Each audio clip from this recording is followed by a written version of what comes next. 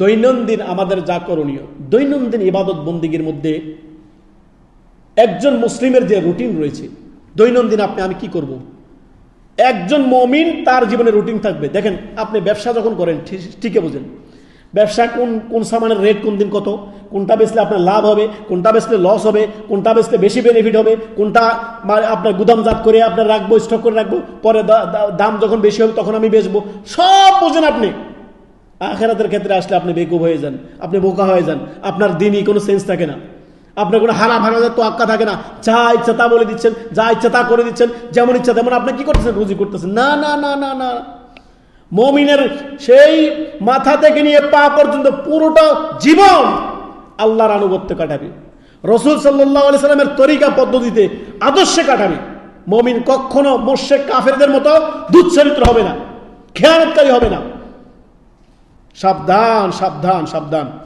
দৈনন্দিন ইবাদত বন্দিগির মধ্যে একজন মুমিনের রুটিন হচ্ছে, আমি 5 ওয়াক্ত সালাত টাইম মোতাবেক আউয়াল ওয়াক্তে জামাতের সাথে আদায় করব। এটা হচ্ছে প্রথম রুটিন একজন মুমিনের। তার দ্বিতীয় নাম্বার হচ্ছে, সকাল সন্ধ্যার যত জিকির আজকার রয়েছে, যাবতীয় জিকির আজকার ইবাদত বন্দিগি, আমরা জিকির আজকার যা রয়েছে সমস্ত সকাল সন্ধ্যা জিকির আজকারগুলো আমরা রুটিন মাফিক করব, অল্প হলেও করার চেষ্টা করব। 3 নাম্বার হচ্ছে,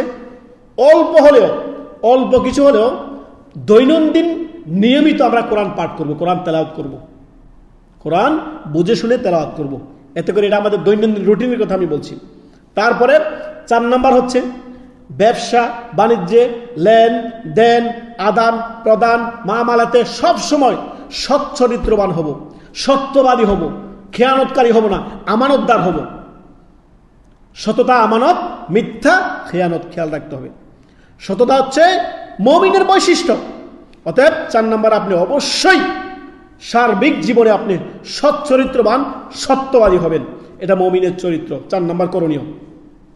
5 নাম্বার হচ্ছে, মানুষের সাথে সদাচরণ করবেন। কি করবেন? আপনার দ্বারা আপনার কোনো মুসলিম ভাই বোন যাতে কেউ যাতে কষ্ট না পায়, অবশ্যই আপনি খেয়াল রাখবেন। এটা বান্দার হক, আল্লাহ ক্ষমা করবেন না। সতর্ক সাবধান। আপনার দ্বারা আপনার কোনো মুসলিম ভাই বোন কেউ যাতে কোনো কষ্ট না পায়, ইভেন গাইরে মুসলিম, আপনি কেন তাকে কষ্ট দিবেন? আপনার কি হক আছে যে আপনি গাইরে মুসলিমকে কষ্ট দিবেন? না।